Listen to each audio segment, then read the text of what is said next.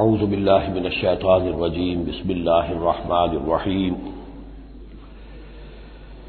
یا ایھا الذین آمنوا لا تحرموا طیبات ما احل اللہ لکم ولا تعتدوا ان اللہ لا يحب المعتدین صدق اللہ العظیم۔ شرائع سماویہ میں کھانے پینے کی چیزوں میں حلت و حرمت، تحلیل و تحریم جو ہے یہ بہرحال ایک اہم موضوع ہے۔ یہ موضوع آپ کو یاد ہوگا سورہ بقرہ سے چل رہا ہے مسلسل۔ مشرکانہ اوہام کی وجہ سے ان کے ہاں بہت سی چیزوں کے بارے میں نسل بعد نسل کچھ چیزیں ذہنوں میں بیٹھ گئی تھی کہ یہ چیزیں حرام ہیں، اور یہ کہ اس قسم کی چیزیں جو ہیں پھر ذہنوں سے، دلوں سے، مزاجوں سے نکلنے میں بہت وقت لیتی ہیں اور بار بار جو ہے اس کی طرف توجہ دلانی پڑتی ہے۔ فرمایا یا ایھا الذین آمنوا، اہل ایمان، لا تحرموا طیبات ما احل اللہ لکم، نہ حرام ٹھہرا لو ان پاکیزہ چیزوں کو جنہیں اللہ نے تمہارے لیے حلال ٹھہرایا ہے، ولا تعتدوا، اور حد سے تجاوز نہ کرو۔ یہ بھی ہوتا ہے کہ کچھ لوگ اپنے تقویٰ کے جوش میں اور بہت زیادہ نیکی کے جذبے میں بھی بہت سی چیزیں کہ جو حلال ہیں ان کو اپنے اوپر حرام کر بیٹھتے ہیں۔ ان اللہ لا يحب المعتدین، یقیناً اللہ تعالی حد سے تجاوز کرنے والوں کو پسند نہیں کرتا۔ وَكُلُوا مِمَّا رَزَقَكُمُ اللَّهُ حَلَالًا طَيِّبًا، کھاؤ ان چیزوں میں سے جو تمہارے رب نے تمہیں دی ہے، اللہ نے دی ہے، جو حلال بھی ہے طیب بھی ہے، حلال ہو قانونی طور پر، صاف ستھری ہو، پاک ہو۔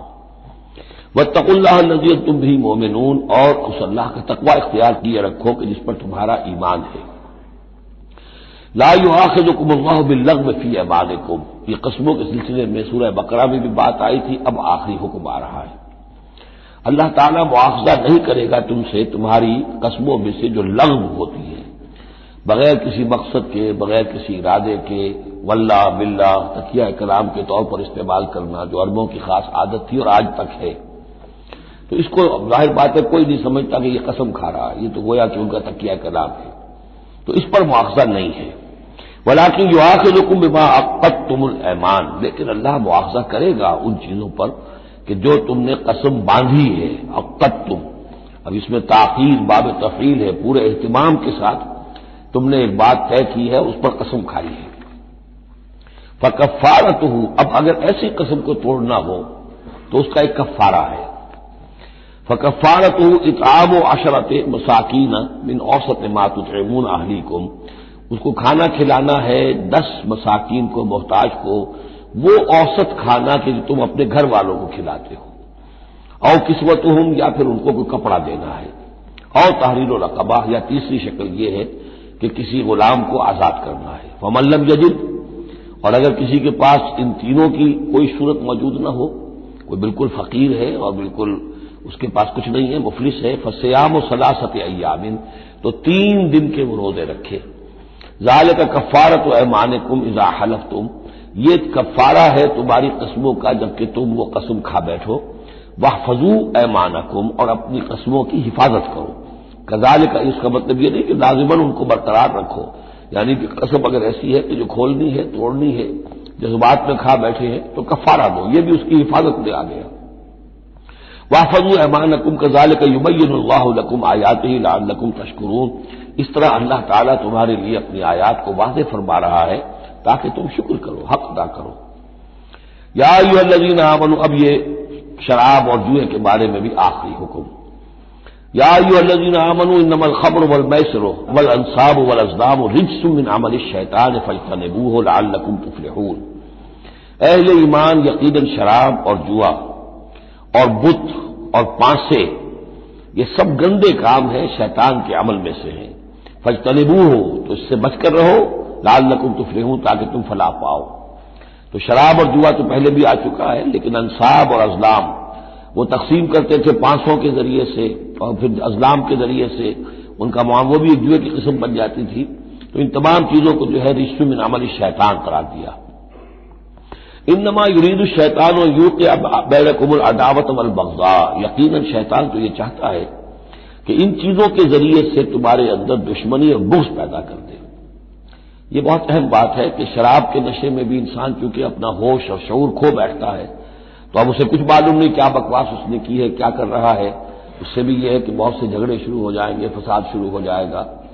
آپ کو معلوم ہے کہ بہت بڑے بڑے راز جو ہیں اس زمانے میں، بڑی بڑی حکومتوں کے، امپائرز کے، سپر پاورز کے، وہ شراب کے نشے میں جو ہے وہ چرا لیے جاتے ہیں اور وہ راز نکل جاتے ہیں۔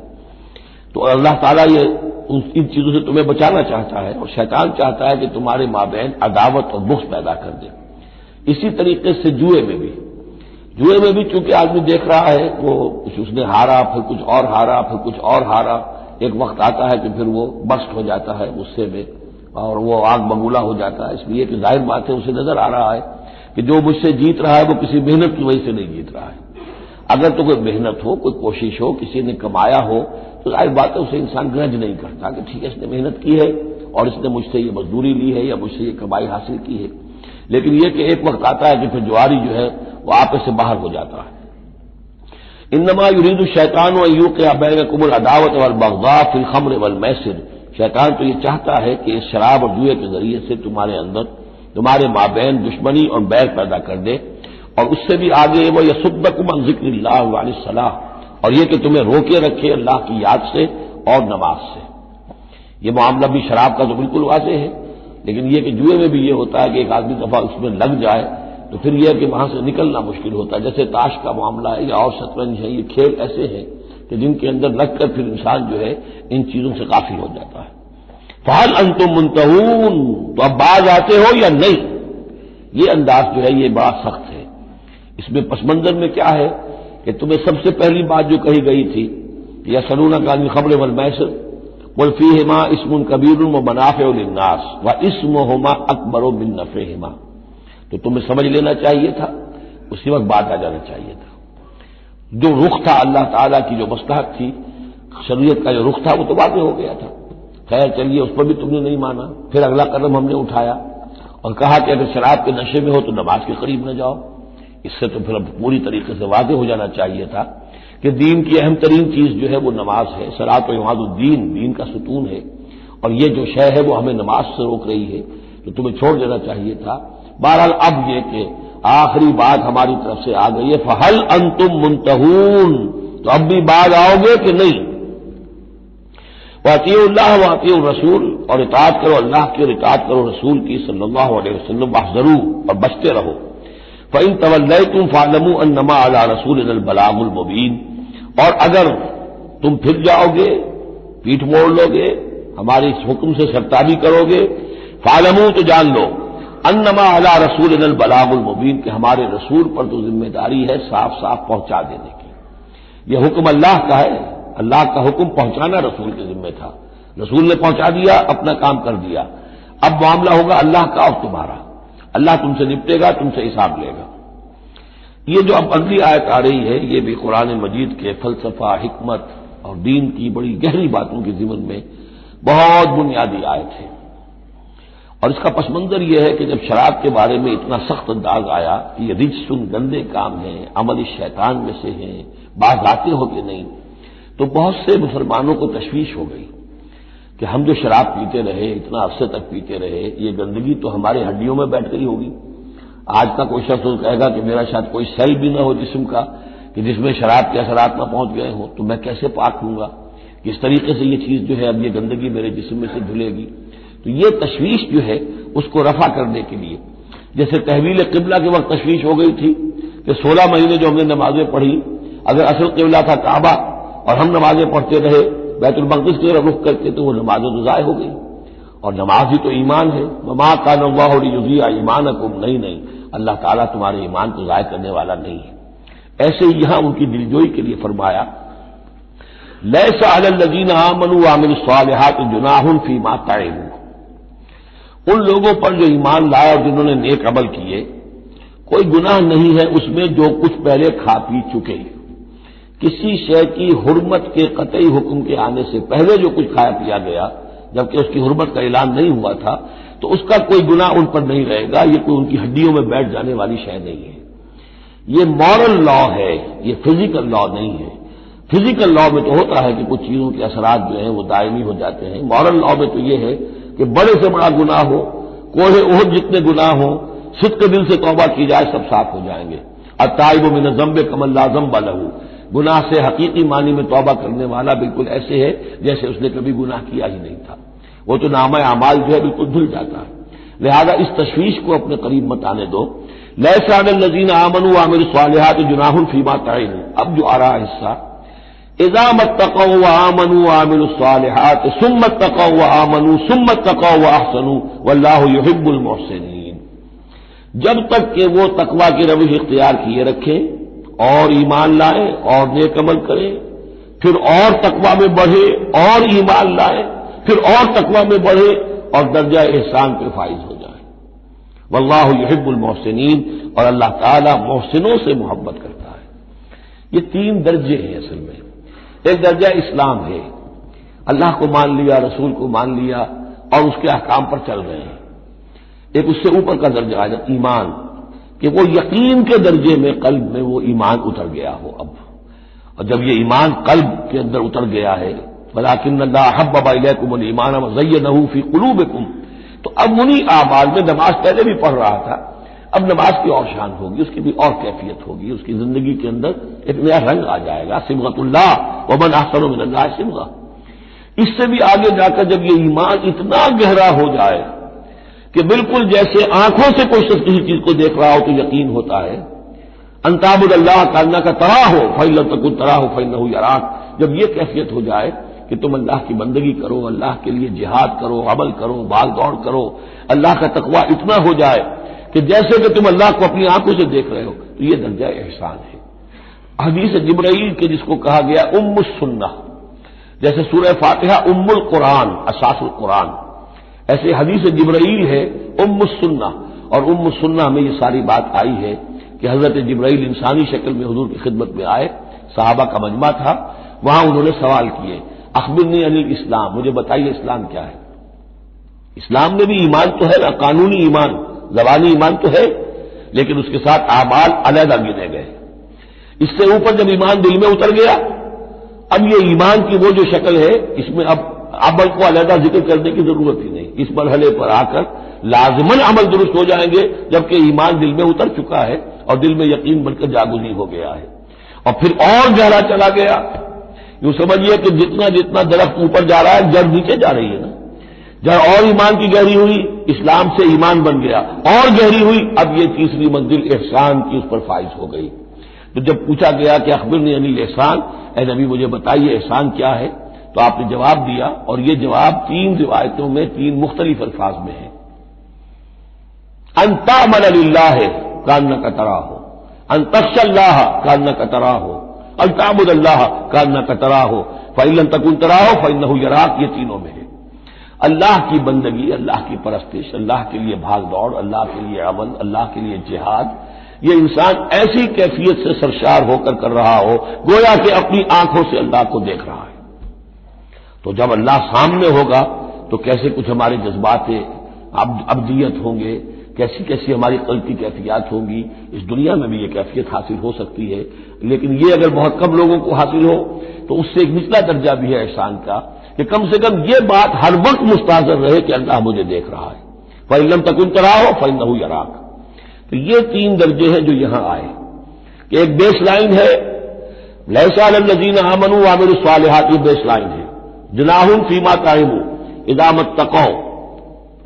اصل میں ایک کتاب مولانا مودودی صاحب کی ہے، تحریک اسلامی کی اخلاقی بنیادیں، اور بڑی اچھی کتاب ہے، اسلام، ایمان، احسان، لیکن ساتھ ہی تقوی، چار الفاظ انہوں نے لیے ہیں اور چار مراتب قرار دیے ہیں۔ اس میں سے تشریحات تو ساری ٹھیک ہیں، لیکن میں ترتیب کے اعتبار سے اس آیت کی روح سے میرے نزدیک اس میں ایک اصلاح کی ضرورت ہے۔ تقوی کوئی مقام نہیں ہے، تقوی وہ اسپرٹ ہے، ڈرائیونگ اسپرٹ، جو دھکا دیتی رہے گی اور اوپر اٹھائے گی۔ چنانچہ تقوی کی یہاں کی تکرار ہو رہی ہے کہ بیس لائن سے تقوی نے اوپر آپ کو کیا، اب آپ اذا اتقوا وآمنوا وعملوا الصالحات، آپ کے ایمان اور عمل صالح میں اور رنگ پیدا ہو گیا۔ ثم اتقوا، پھر تقوی اور بڑھا، تقوی نے آپ کو اور اوپر اٹھایا۔ ثم اتقوا وآمنوا، پھر اب وہ ایمان یقین والا ایمان حاصل ہو گیا۔ اب یہاں عمل صالح کے علیحدہ ذکر کی ضرورت ہی نہیں، جب دل میں ایمان اتر گیا تو حضور نے فرمایا کہ الا ان فی الجسد مضغۃ اذا صلحت صلح الجسد كلہ واذا فسدت فسد الجسد كلہ، تو اس کے حوالے سے اب پورا کا پورا جسم ٹھیک ہو جائے گا۔ ثم تقوا، پھر تقویٰ اور ہے تو اس کے نتیجے میں وَأَحْسَنُوا، درجہ احسان پر فائز ہو جائے انسان. اللہم ربنا اجعلنا منہم واللہ یحب المحسنین. اللہ اپنے ایسے محسن بندوں کو، درجہ احسان تک پہنچ جانے والے بندوں کو، جیسا کہ اس سے پہلے آیا تھا ابو وسمو، ایک غلط راستہ ہے کہ اندھے ہو گئے بہرے ہو گئے، اللہ نے پھر ڈھیل دی اور اندھے ہو گئے اور بہرے ہو گئے، اللہ نے اور ڈھیل دی اور اندھے ہو گئے اور بہرے ہو گئے. ایک وہ ہے، اور ایک راستہ یہ ہے اسلام ہے، ایمان ہے، احسان ہے، اور تقویٰ جو ہے اس میں درجہ بدرجہ انسان کو ترقی دلاتا جا رہا ہے. یا ایھا الذین آمنوا لیبلونکم اللہ بشیء من الصید تنالہ ایدیکم ورماحکم لیعلم اللہ من یخافہ بالغیب. کیونکہ اس سورہ مبارکہ کے شروع میں آئی تھی یہ آیت کہ جب تم احرام کی حالت میں ہو تو تم شکار نہیں کر سکتے. تو اب اللہ تعالیٰ کی ایک سنت ہے، وہ آزماتا ہے، سخت ترین امتحان لیتا ہے. فرض کیجئے کہ ایک قافلہ جا رہا ہے بیچارے حاجیوں کا، اور انہوں نے احرام باندھا ہوا ہے، کوئی شے نہیں ہے، کھانے کے لیے کچھ نہیں ہے، لیکن اب جو ہے ہرن صاحب جو ہے آسٹریلیا کرتے ہوئے قریب آ رہے ہیں، اور وہ پکڑ نہیں سکتے، قتل نہیں کر سکتے، احرام میں ہے، بھوک بھی ہے، لیکن یہ کہ چاہے تو ذرا سا نیزہ مارے تو ہرن کو شکار کر لیں یا ویسے ہی بھاگ کر پکڑ لیں، لیکن یہ کہ اس کی اب ان کو اجازت نہیں ہے. تو اللہ تعالیٰ ایسا کرتا تھا. فرمایا یا ایھا الذین آمنوا، اہل ایمان، لیبلونکم اللہ، لازماً اللہ تمہیں آزمائے گا بشیء من الصید، شکار کے ذریعے سے، تنالہ ایدیکم ورماحکم، جن کو کہ پا لیں گے آسانی سے تمہارے ہاتھ اور تمہارے نیزے. لیعلم اللہ من یخافہ بالغیب، تاکہ اللہ دیکھ لے کہ کون ہے وہ لوگ کہ جو غیب میں ہوتے ہوئے بھی اللہ سے ڈرتے رہتے ہیں. کہ موقع ہے، بھوک بھی ہے، ہرن بھی بالکل پاس ہے، بالکل قابو میں ہے، جیسے چاہے شکار کر لے، لیکن ہاتھ بندھے ہوئے ہیں کیونکہ احرام باندھا ہوا ہے. تو جس کے دل میں ایمان ہوگا وہ اپنی بھوک کو برداشت کرے گا، اللہ کے حکم کو نہیں توڑے گا. فمن اعتدی بعد ذلک، اب کسی سے غلطی ہو گئی، تجاوز کر بیٹھا، بھوک کا غلبہ زیادہ تھا، فلہ عذاب علیم، اس کے لیے دردناک عذاب ہے. البتہ یہ کہ آگے چل کر اس کے لیے ایک کفارہ بھی بتا دیا گیا ہے. یا ایھا الذین آمنوا لا تقتلوا الصید وانتم حرم، دیکھو اہل ایمان، جب تم احرام کی حالت میں ہو تو کسی شکار کو قتل مت کرو. ومن قتلہ منکم، تو جو کوئی تم میں سے انہیں قتل کر بیٹھے، شکار کر بیٹھے، جان سے مار بیٹھے، متعمدن، جان بوجھ کر، فجزاء مثل ما قتل من النعم، تو پھر اس کا کفارہ ہوگا ویسا ہی ایک حیوان، ویسا ہی ایک چوپایا اللہ کی راہ میں صدقہ کیا جائے، اور وہ کا گویا کہ کفارہ بنا دیا جائے. کیسا ہے کہ اگر آپ نے ہرن مارا ہے تو پھر بکری یا بھیڑ، نیل گائے اگر مار لی ہے تو پھر گائے. اسی طریقے سے جس قسم کا، جس سائز کا اور جس اسٹیچر کا آپ نے وہ حیوان جو شکار کیا اسی کا اسے برابر کا چوپایا دینا ہوگا.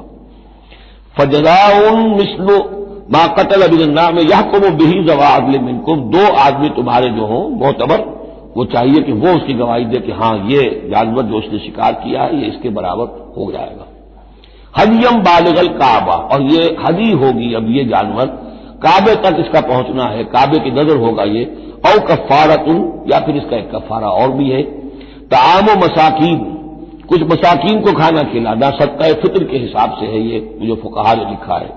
اور عدل ذالک صیامن، یا اتنے ہی روزے رکھنا.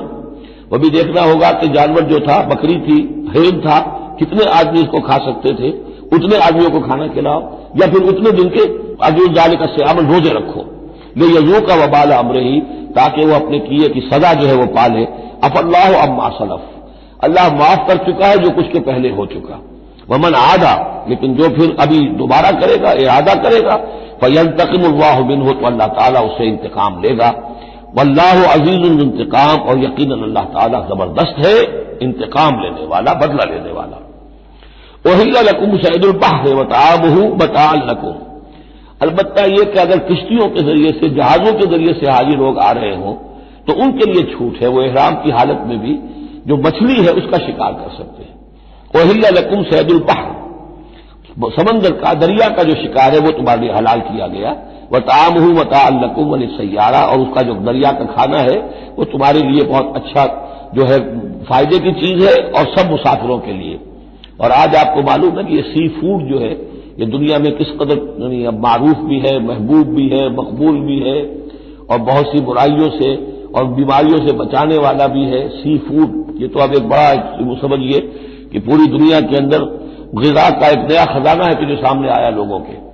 تو فرمایا وطعامہ متاعا لکم والسیارہ، اس کا جو طعام ہے جو سمندر کے اندر اللہ نے پیدا کیا ہوا ہے، مچھلیاں ہیں یا اور کوئی اسی طریقے کی اللہ نے تمہارے لیے کھانے کی چیزیں پیدا کی ہیں.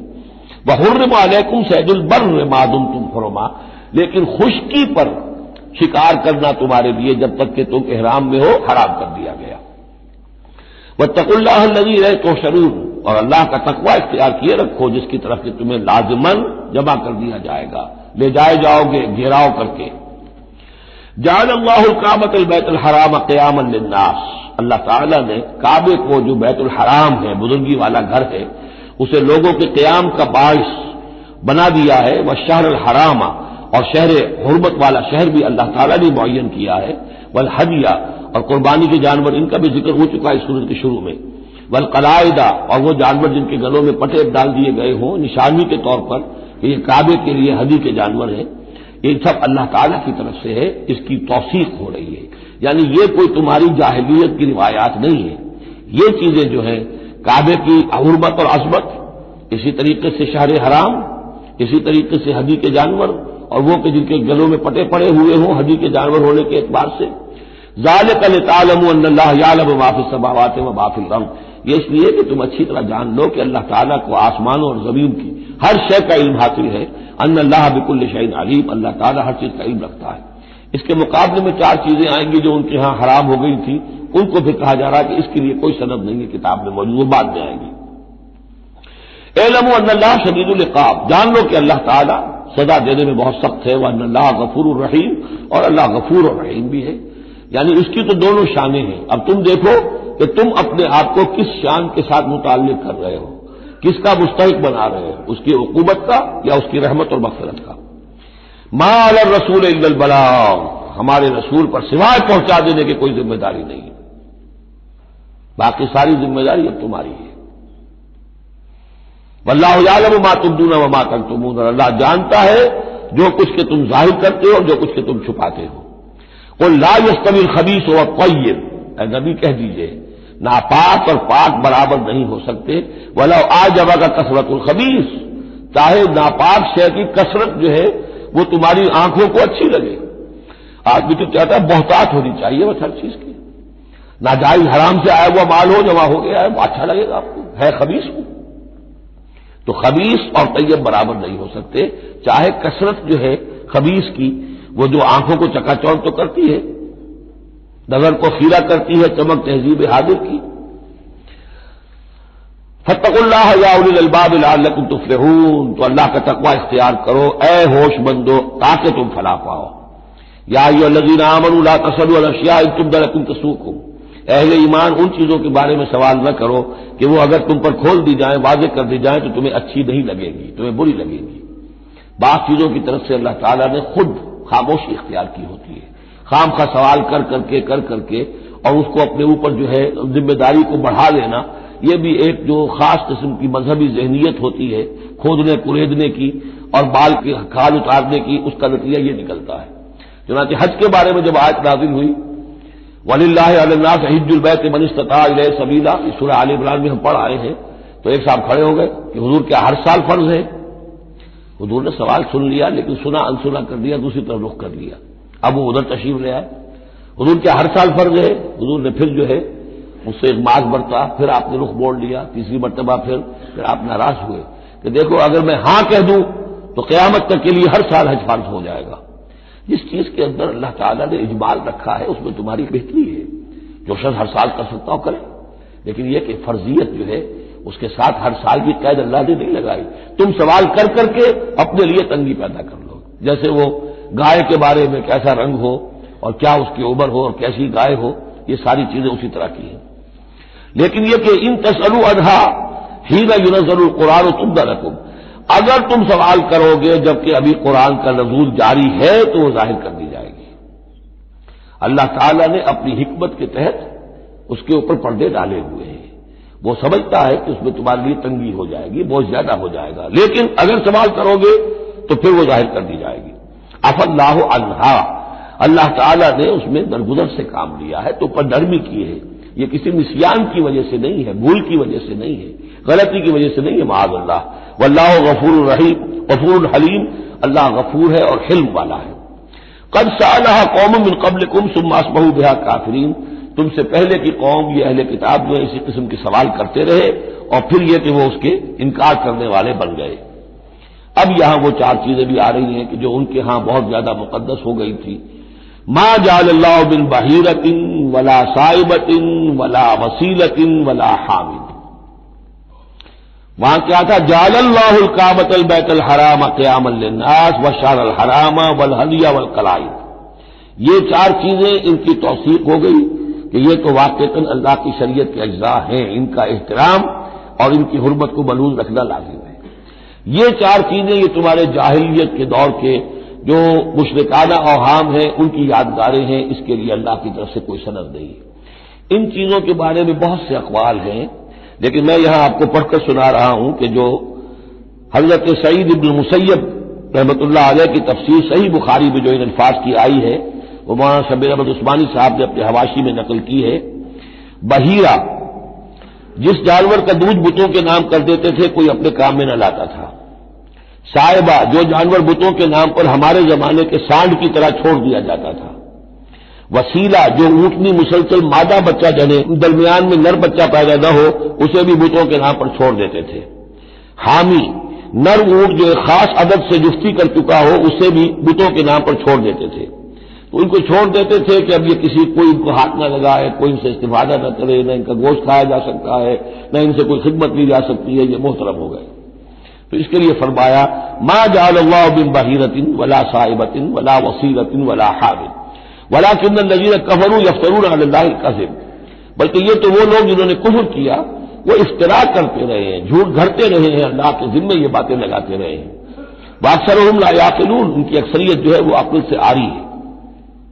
وَإِذَا قِيلَ لَهُمْ تَعَالَوْا إِلَىٰ مَا أَنزَلَ اللَّهُ وَإِلَى الرَّسُولِ، اور جب ان سے کہا جاتا ہے آؤ اس چیز کی طرف جو اللہ نے نازل فرمائی اور آؤ اللہ کے رسول کی طرف، بمصطفیٰ برسا خیش را کے دی ہم اوست، اگر بہو نہ رسیدی تمام بولا بیست، قالوا حسبنا ما وجدنا علیہ آباءنا، وہ کہتے ہیں ہمارے لیے وہ کافی ہے جس پر ہم نے اپنے آباء و اجداد کو پایا ہے، ان کی روایت یہی ہے، ان کی رسومات یہی تھیں، وہ کوئی جاہل تھوڑا ہی تھے، آج تمہیں عقل آئی ہے، تم نے دین سمجھا ہے، یہ ہمارے بزرگ جو ہیں یہ اتنے عرصے سے یہ کام کرتے چلے آ رہے ہیں، یہی باتیں آج بھی آپ سنتے ہیں۔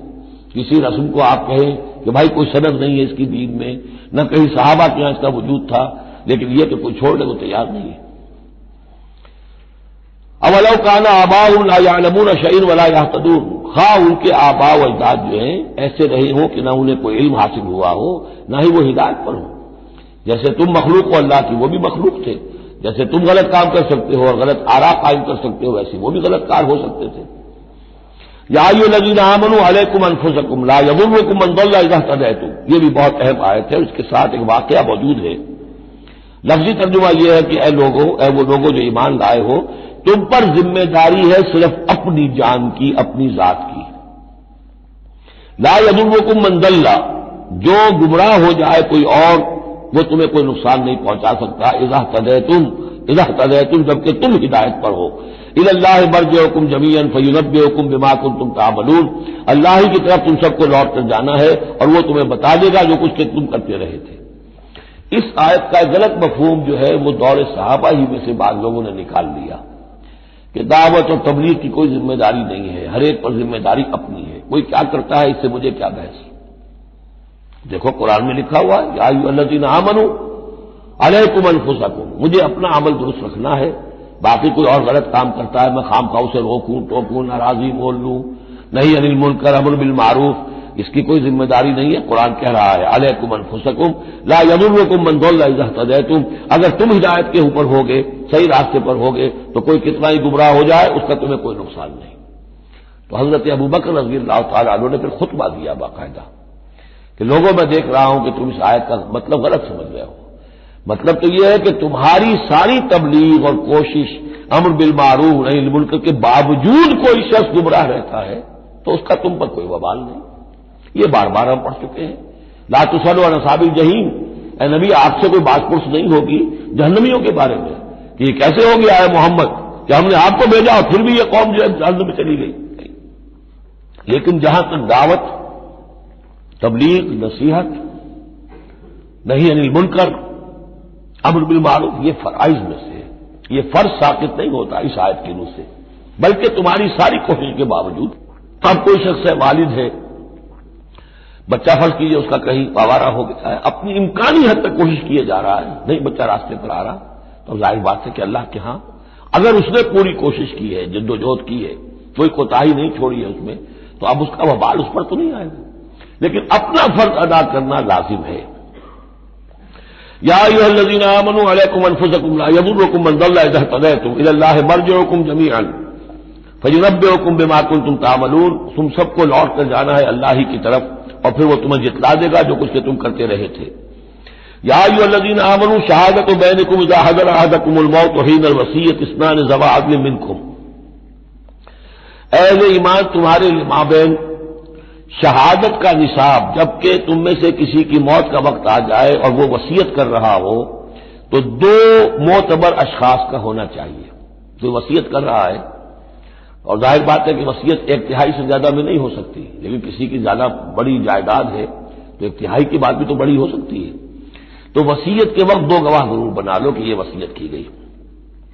او آخران من غیرکم، اور وہ جو گواہ ہے وہ تمہارے لوگوں میں سے ہونے چاہیے، خاندان میں سے، اس آبادی میں سے، قبیلے میں سے، جو معروف ہوں، جانتے ہیں. او آخران من غیرکم، لیکن ایک شکل ہو سکتی ہے ان انتم ضربتم فی الارض، اگر تم زمین میں سفر پر نکلے ہوئے ہو اور وہاں موت کی، فاصابتکم مصیبت الموت، وہاں سفر کی حالت میں تم پر موت کا یہ واقعہ جو ہے یہ واقع ہو جاتا ہے، یہ مصیبت موت واقع ہو جاتی ہے. اس صورت میں او آخران من غیرکم، تو دو گواہ ہو سکتے ہیں، وہ تمہارے غیر بھی ہو سکتے ہیں، کسی غیر قوم کے، غیر قبیلے کے. لیکن یہ کہ بہرحال جب عام حالات میں اپنے گھر میں، اپنی بستی میں، اپنے خاندان ہی میں رہتے ہوئے جبکہ کوئی شخص انتقال کر رہا ہے تو اسے وصیت میں گواہ اپنے لوگوں میں سے، رشتہ داروں میں سے، قرابت داروں میں سے دو معتبر آدمیوں کو بنانا چاہیے. تحبسونہما من بعد الصلاۃ، اب اس کے بعد جب یہ کہ اس کا انتقال ہو گیا تو اب یہ کہ وصیت کا مسئلہ آئے گا. لوگ پوچھیں کہ کیا واقعی یہ وصیت جو ہے اس شخص کی ہے؟ تو اب ان دونوں کو روکو، کھڑا کرو، من بعد الصلاۃ، نماز کے بعد. مسجد ہے، نماز پڑھی ہے، اب وہ دونوں کھڑے ہو جائیں. فیقسمان باللہ، پھر انہیں چاہیے کہ اللہ کا قسم، اللہ کی قسم کھائیں.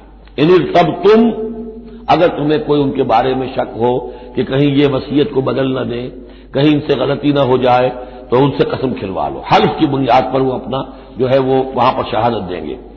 اور پھر انہیں کہنا چاہیے لا نشتری بہ ثمنا، ہم اس کی کوئی قیمت وصول نہیں کریں گے، کوئی ناجائز فائدہ اس سے نہیں اٹھائیں گے. ولو کان ذا قربا، چاہے کوئی قرابت داری کا معاملہ ہو، کسی کے حق میں ہم کوئی ناانصافی نہیں کریں گے. ولا نکتم شہادت اللہ، اور نہیں ہم چھپائیں گے اللہ کی گواہی کو. اب گواہی جو ہے اتنی عظیم شے ہے کہ شہادت اللہ کہا گیا، اللہ کی گواہی، اللہ کی طرف سے عبادت ہے. انا اذا لمن العاصمین، اگر ہم ایسا کریں گے تو ہم یقیناً گناہ گار ہوں گے. فإن عثر على انهم استحقا اسما، پھر اگر یہ خبر ہو، یہ شک ہو، یہ اطلاع ملے کہ ان دونوں نے تو گناہ کمایا ہے، جھوٹ بولا ہے، حلفیہ بیان بھی غلط دیا ہے، وصیت میں ترمیم کی ہے، وصیت کو بدل دیا ہے، اس کے باوجود کہ نماز کے بعد حلف اٹھا کر یہ بات کر رہے ہیں. آخر انسان ہے، ہر معاشرے میں ہر طرح کا انسان ہر وقت موجود رہتا ہے. فآخران یقومان مقامہما، تو اب دو اور لوگ کھڑے ہوں جو کہ ان کی جگہ پر اب کھڑے ہوں، من الذین استحق علیہم الاولیان، کہ جن کے حق کو تلف کیا ہے ان پہلوں نے، وہ کھڑے ہوں گے اب کہ ہمارا حق یہ لوگ تلف کر رہے ہیں، وصیت کے اندر انہوں نے خیانت کی ہے. فیقسمان باللہ، اب وہ قسم کھائیں گے اللہ کی، لشہادتنا احق من شہادتہما، ہماری گواہی زیادہ حق ہے، برحق ہے، صحیح ہے، درست ہے ان کی گواہی سے. وما اعتدینا، اور ہم نے ہرگز کوئی زیادتی نہیں کی ہے. انا اذا لمن الظالمین، یقیناً اس صورت میں ہم ظالم ہوں گے. ذالک ادنا، یہ طریقہ کار قریب تر ہے اس سے، ان یاتوا بالشہادۃ علی وجہہا، کہ لوگ شہادت کو بالکل صحیح فیس ویلیو پر پیش کریں، کیونکہ انہیں یہ معلوم ہوگا کہ ہم نے جھوٹی قسم کھا بھی لی، تب بھی جو دوسرا فریق ہے وہ بھی اگر قسم اٹھا گیا تو ہماری وہ جھوٹی قسم جو ہے وہ بھی ضائع ہو جائے گی. لہذا وہ پھر اس کی ہمت نہیں کریں گے. یہی معاملہ ہے کہ جو آئے گا اگر کوئی کسی شخص کو اپنی بیوی کے اوپر شک ہے، شک کیا اس نے دیکھا ہے بدکاری کرتے ہوئے، تو وہ اگر 4 مرتبہ قسم کھا کر کہے کہ جو میں کہہ رہا ہوں میں نے دیکھا ہے اور اس نے یہ بدکاری کی ہے، تو وہ 4 گواہوں کے برابر ہو جائے گی ایک شخص کی گواہی۔ لیکن یہ کہ اس کا جواب بھی یہ ہے کہ بیوی بھی اگر 4 مرتبہ قسم کھا کر کہہ دے کہ یہ جھوٹ بول رہا ہے، مجھ پر تہمت لگا رہا ہے، تو اس کی جو گواہی ہے وہ ثابت ہو جائے گی۔ تو یہ دونوں طرف سے اللہ تعالیٰ نے بیلنس کیا ہے کہ تاکہ یہ دونوں امکانات موجود رہیں۔ ذالک ادنیٰ یا تو بشہادت علی وجہہا، یہ قریب تر ہے، اس سے مناسب تر ہے کہ لوگ گواہی جو ہے وہ صحیح شکل میں پیش کریں، اور یخافوا ان ترد ایمان بعد ایمانہم، کہ انہیں یہ خوف رہے کہ قسمیں جو ہے لوٹا دی جائیں گی، الٹی کر دی جائیں گی ان کی قسموں کے بعد۔ واتقوا اللہ واسمعوا، اور ڈرتے رہو اور سن رکھو، واللہ لا یہدی القوم الفاسقین، اللہ ایسے فاسقوں کو ہدایت نہیں دیتا۔ اب یہ آخری 2 رکوع جو ہے سورہ مبارکہ کے، اس میں جو ایک نقشہ کھینچا گیا ہے وہ حضرت مسیح علیہ السلام اور ان کے ساتھ اللہ تعالیٰ کا ایک مخاطبہ اور مکالمہ قیامت کے دن کا، اور اس کے پس منظر میں یہ گویا کہ پوری ایک داستان ایک نئی شان سے سامنے آتی ہے۔ یوم یجمع اللہ الرسل، اس دن کا تصور کرو جس دن اللہ تعالیٰ تمام رسولوں کو جمع کرے گا۔ فیقول ماذا اجبتم، اور پوچھے گا آپ لوگوں کو کیا جواب ملا تھا، آپ کی قوموں نے کیا معاملہ کیا آپ کے ساتھ۔ قالوا لا علم لنا، وہ کہیں گے ہمیں کچھ معلوم نہیں، اللہ تعالیٰ کی جناب میں زبان کھولنے سے بچیں گے۔ انک انت علام الغیوب، اللہ تو سب کچھ جاننے والا ہے، غیبوں کا جاننے والا ہے، علام الغیوب ہے، تمام چھپی باتوں کا جاننے والا ہے، تیرے تجھ پر منکشف ہے۔ اس قال اللہ یا عیسی ابن مریم، اب خاص پیشی جو ہے وہ ہو رہی ہے حضرت عیسیٰ ابن مریم کی۔ وہ دنیا میں پوجے گئے، اللہ کے بیٹے بنائے گئے، ثالث و ثلاثہ قرار دیے گئے، لہذا اب ان کو جو شرمندگی اٹھانی پڑے گی اللہ تعالیٰ کے سامنے، اس کا نقشہ کھینچا گیا ہے۔ اس قال اللہ یا عیسی ابن مریم اذکر نعمتی علیک، اور جب کہے گا اللہ تعالیٰ کہ اے مریم کے بیٹے عیسیٰ ذرا میرے ان انعامات کو یاد کرو جو تم پر ہوئے، وعلی والدتک، اور تمہاری والدہ پر ہوئے، اذ ایدتک بروح القدس، جبکہ میں نے تمہیں مدد پہنچائی، تائید کی تمہاری روح القدس سے، جبرائیل کے ذریعے سے، تکلم الناس بالمہد وکہلا، تم نے گفتگو کی لوگوں کے ساتھ، بگھوڑے میں بھی، گود میں بھی، انفنسی میں بھی، اور کہلن، اور پوری طریقے سے جوان اور پورے طریقے سے ایک ایڈلٹ کی حیثیت سے بھی۔ وَإِذْ عَلَّمْتُكَ الْكِتَابَ وَالْحِكْمَةَ وَالتَّوْرَاةَ وَالْإِنْجِيلَ، اب وہ الفاظ آگے آل عمران والے، اور یاد کرو ہمارے اس احسان کو جب میں نے تمہیں سکھائی کتاب بھی اور حکمت بھی، یعنی تورات بھی اور انجیل بھی، درمیان کا واو یعنی کے معنی میں آئے گا، واو تفسیر۔ وَإِذْ تَخْلُقُ مِنَ الطِّينِ كَهَيْئَةِ الطَّيْرِ بِإِذْنِي، اور یاد کرو جبکہ تم بناتے تھے گارے سے پرندے کی ایک شکل میرے حکم سے، فَتَنفُخُ فِيهِ فَتَكُونُ طَيْرًا بِإِذْنِي، پھر تم اس میں پھونک مارتے تھے تو وہ ایک اڑتا ہوا پرندہ ہو جاتا تھا میرے حکم سے۔ وَتُبْرِئُ الْأَكْمَحَ وَالْأَبْرَصَ بِإِذْنِي، اور تم اچھا کر دیتے تھے مادرزاد اندھے کو بھی اور کوڑھی کو بھی میرے حکم سے۔ وَإِذْ تُخْرِجُ الْمَوْتَىٰ بِإِذْنِي، اور جبکہ تم مردے کو کھڑا کر دیتے تھے، چلنے والا بنا دیتے تھے، بِإِذْنِي، میرے حکم سے۔ وَإِذْ كَفَفْتُ بَنِي إِسْرَائِيلَ عَنْكَ، اور یاد کرو میرے اس احسان کو کہ میں نے بنی اسرائیل کے ہاتھ روک لیے تم سے، ان کے ہاتھ تم تک نہیں پہنچنے دیے۔ یہ وہی واقعہ ہو گیا کہ حضرت مسیح گرفتار نہیں ہوئے، حضرت مسیح کو عین اس وقت جبکہ وہ پولیس والے داخل ہوئے باغ میں، 4 فرشتے اترے ہیں اور لے کر آسمان پر چلے گئے۔ وَإِذْ كَفَفْتُ بَنِي إِسْرَائِيلَ عَنْكَ، میں نے ہاتھ روکے رکھے بنی اسرائیل کے تجھ سے، اِذْ جِئْتَهُم بِالْبَيِّنَاتِ، جب تم ان کے پاس آئے کھلے معجزوں کے ساتھ۔ فَقَالَ الَّذِينَ كَفَرُوا مِنْهُمْ، تو کہا ان لوگوں نے جنہوں نے ان میں سے کفر کیا، اِنْ هَٰذَا إِلَّا سِحْرٌ مُّبِينٌ، نہیں ہے یہ مگر کھلا جادو۔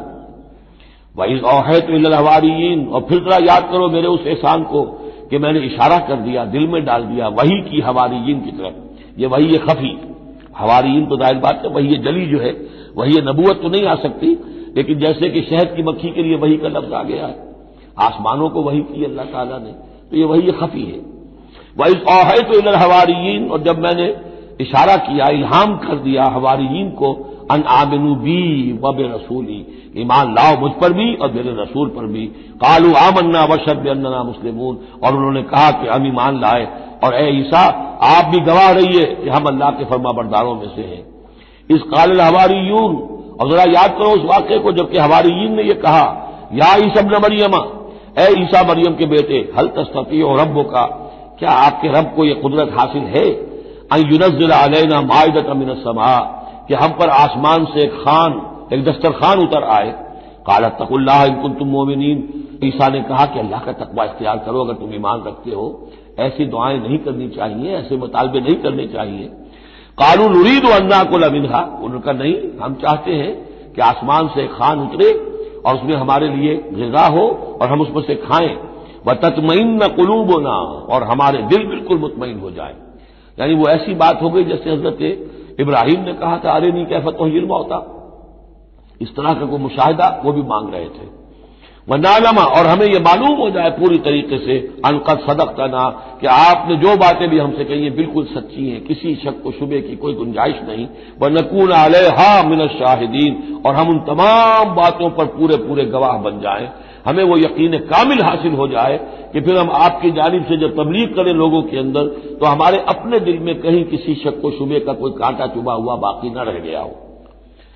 قال عیسی ابن مریم، تو اس پر حضرت عیسیٰ ابن مریم نے دعا کی، اللہم ربنا انزل علینا مائدۃ من السماء، اے اللہ، اے ہمارے رب، اتار دے ہم پر ایک دسترخوان، ایک خوان بھرا ہوا آسمان سے، تکون لنا عیدن، وہ ہمارے لیے ایک عید بن جائے گا، جشن کی بات ہو جائے گی، آسمان سے خاص تیرے ہاں سے کھانا ہمارے لیے آئے، لأولنا وآخرنا، ہمارے پہلوں کے لیے بھی پچھلوں کے لیے بھی، وآیۃ منک، اور ایک نشانی بن جائے گی تیری جانب سے، وارزقنا، اور ہمیں رزق عطا فرما، وانت خیر الرازقین، اور یقیناً تو بہترین رزق دینے والا ہے۔ قال اللہ نے جواباً ارشاد فرمایا، انی منزلها علیکم، میں نازل کر دوں گا وہ تم پر، فمن یکفر بعد منکم، لیکن پھر اس کے بعد جو کوئی کفر کی روش اختیار کرے گا، فانی اعذبہ عذابا لا اعذبہ احدا من العالمین، تو پھر اس کو میں وہ عذاب دوں گا جو تمام جہانوں میں کسی اور کو نہیں دوں گا۔ یعنی جب اس طرح کا خرق عادت کوئی چیز دکھا دی جائے، کھلا معجزہ، پھر رعایت نہیں ہوتی۔ چنانچہ قوموں کا معاملہ یہی تھا، قوم سمود نے مطالبہ کیا حضرت صالح علیہ السلام سے کہ ابھی اس چٹان میں سے ایک گابن جو اونٹنی برآمد ہو جانی چاہیے، وہ اونٹنی جو ہے برآمد ہو گئی، لیکن اب رعایت نہیں تھی۔ اب اگر ایمان نہیں لاؤ گے تو اب کہہ دیا گیا چند دن ہے، تم بس ہو گیا، اب اس کے بعد ختم ہو جاؤ گے۔ اس لیے کہ اس قسم کی نشانیاں دکھانے کے بعد پھر وہ رعایت نہیں رہتی، مہلت ختم ہو جاتی ہے۔ یہ بات بہت تفصیل سے آئے گی سورہ شعراء میں کہ اے نبی، یہ جو آپ سے نشانیاں مانگ رہے ہیں اور ہم نہیں دکھا رہے، یہ ان کی خیر خواہی میں، اگر جس قسم کی نشانی یہ مانگ رہے ہیں وہ ہم دکھا دیں گے تو ان کی مہلت ابھی ہمیں ختم کرنی ہوگی، پھر ان کو مزید رعایت نہیں دیا سکے گی۔ اور اس قسم کے معجزے دیکھ کر پہلے بھی کوئی ایمان نہیں لایا، نہ یہ لائیں گے۔ اندر جو فساد ہے نیت کا، وہ کہاں ہی نہ ماننے دے گا۔ نہ قوم صالح نے مانا، حالانکہ ان کو اپنی نگاہوں کے سامنے انہوں نے ایسا معجزہ دیکھ لیا۔ حضرت عیسیٰ کے معجزوں کو یہودیوں نے نہیں مانا، جادو قرار دیا۔ تو معجزے سے ایمان تو کوئی لایا نہیں، سوائے وہ جادوگر جو تھے حضرت موسیٰ علیہ السلام سے جن کا مقابلہ ہوا تھا۔ باقی یہ کہ عام قوم جو ہے، فرعون تو ایمان نہیں لایا، فرعون کے جو درباری ہیں وہ ایمان نہیں لائے۔ تو اس لیے یہ جو ہوتا ہے کہ اگر کوئی اس قسم کی نشانی دکھا دی جائے تو یہ اصل میں پھر لوگوں کے لیے اس اعتبار سے ان کے خلاف جا پڑتی ہے کہ ابھی اللہ کچھ اور مہلت دیتا، کچھ اور ڈھیل دیتا، کچھ اور لوگ سمجھ لیتے، کچھ اور لوگوں کو ایمان کی توفیق مل جاتی اور وہ سلسلہ بند ہو جاتا۔ قال اللہ انی منزلها علیکم فمن یکفر بعد منکم، میں نازل تو کر دوں گا تم پر وہ، لیکن پھر اس کے بعد جو کوئی بھی تم میں سے کوئی کفر کی روش اختیار کرے گا، ناشکری کرے گا، فإنی اعذبہ عذابا لا اعذبہ احدا من العالمین، تو پھر اس کو عذاب وہ دوں گا جو تمام جہانوں میں کسی اور کو نہیں دوں گا۔ وَإِذْ قَالَ اللَّهُ يَا عِيسَى ابْنَ مَرْيَمَ، اب یہ آخری ڈراپ سین ہے اس کا اور بہت سخت ہے یہ۔ اور جب کہے گا اللہ تعالیٰ، اے مریم کے بیٹے عیسیٰ، أَأَنْتَ قُلْتَ لِلنَّاسِ اتَّخِذُونِي وَأُمِّيَ إِلَٰهَيْنِ مِن دُونِ اللَّهِ، کیا تم نے کہا تھا لوگوں سے کہ مجھے اور میری ماں کو بھی الہ بنا لینا، معبود بنا لینا اللہ کے سوا، تم نے کہا تھا؟ قال سبحانک، حضرت عیسیٰ فرمائیں گے، عرض کریں گے، اللہ تو پاک ہے، ما یکون لی ان اقول ما لیس لی بحق، میرے لیے کیسے ممکن تھا کہ میں وہ بات کہتا جس کے کہنے کا مجھے کوئی حق حاصل نہیں۔ ان کنت قلتہ فقد علمتہ، اگر میں نے وہ بات کہی ہوتی تو پروردگار وہ تیرے علم میں ہوتی ہے۔ تعلم ما فی نفسی، تو جانتا ہے جو کچھ میرے جی میں ہے، ولا اعلم ما فی نفسک، میں تو نہیں جانتا جو تیرے جی میں ہے۔ انک انت علام الغیوب، یقیناً تو تمام غیبوں کا جاننے والا ہے، حقیقت تیری نگاہ کے سامنے تو موجود ہے۔ ما قلت لہم، میں نے ہرگز ان سے کچھ نہیں کہا، الا ما امرتنی بہ، مگر وہی کچھ جس کا کہ تو نے مجھے حکم دیا تھا، ان اعبدوا اللہ ربی و ربکم، اور وہ یہی بات تھی کہ میں نے ان سے یہی کہا تھا کہ پرستش کرو اور بندگی کرو اللہ کی، جو میرا بھی رب ہے اور تمہارا رب ہے، مجھ بھی رب ہے۔ وکنت علیہم شہیدا ما دمت فیہم، اور میں تو ان کے اوپر جب تک ان میں موجود تھا ان کا نگران تھا، ان کے اوپر میں ان کی دیکھ بھال کر رہا تھا۔ یہاں یہ خبردار ہونا نگرانی کرنے کے معنی میں ہے۔ وکنت علیہم شہیدا ما دمت فیہم فلما توفیتنی، جب تو نے مجھے اٹھا لیا۔ اب یہاں بھی توفیتا موت کے معنی میں نہیں ہے، انی متوفی کا، وہ یاد رکھ لیجیے ساری بحث جو میں کل کر چکا ہوں۔ جب تو نے مجھے اٹھا لیا، کنت انت الرقیب علیہم، تو اس کے بعد تو ظاہر ہے کہ تو ہی نگران تھا ان پر، وانت علی کل شیء شہید، اور یقیناً تو ہر چیز پر نگران ہے، ہر چیز پر گواہ ہے، ہر چیز سے باخبر ہے۔ ان تعذبہم فانہم عبادک، اگر تو انہیں عذاب دے تو وہ تیرے بندے ہیں، تجھے کل اختیار حاصل ہے، جس طرح چاہے عذاب دے۔ وَإِن تغفر لَهُمْ، اور اے اللہ اگر تو انہیں بخش دے، فَإِنَّكَ أَنْتَ الْعَزِيزُ الْحَكِيمُ، تو تو زبردست ہے، حکمت والا ہے۔ یہ بہترین انداز ہے، میں درخواست بھی ہے، معافی کی درخواست بھی ہے۔ وہ اپنی شفقت، رافت نوع انسانی کے حق میں انبیاء کے اندر جو ہوتی ہے، لیکن اس سے آگے بڑھ کے بھی نہیں کہہ سکتے۔ مقام عبدیت یہی ہے، العبد عبد وان ترقى والرب رب وان تنزل، اختیار تیرا ہے۔ ان تعذبهم فانهم عبادك، اے اللہ تو اگر انہیں عذاب دے تو تیرے بندے ہیں، تیری مخلوق ہیں۔ وان تغفر لهم، اور اگر تو معاف فرمانا چاہے تو تجھ سے تو کوئی بات پرس نہیں کر سکتا، کوئی جواب طلبی نہیں کر سکتا کہ تو نے کیسے معاف کر دیا۔ وان تغفر لهم فانك انت العزيز الحكيم، تجھے ہر اختیار حاصل ہے، تو زبردست ہے، حکمت والا ہے۔ قال اللہ ھذا یوم ينفع الصادقین صدقهم، اللہ فرمائیں گے، اب جیسے میں نے ڈراپ سین کہا تھا، یہ پوری پیشی جو ہے اس کا آخری نقشہ کیا ہوگا، اللہ فرمائے گا یہ آج کا دن وہ ہے جس دن سچوں کو ان کی سچائی فائدہ پہنچائے گی۔ قال اللہ ھذا یوم ينفع الصادقین صدقهم، ان کا صدق ان کے حق میں مفید ہوگا۔ لہم جنات تجری من تحتها الانہار خالدین فیہا ابدا، ان کے لیے باغات ہیں جن کے دامن میں ندیاں بہتی ہوں گی، ان میں وہ ہمیشہ ہمیشہ رہیں گے، فیہا ابدا۔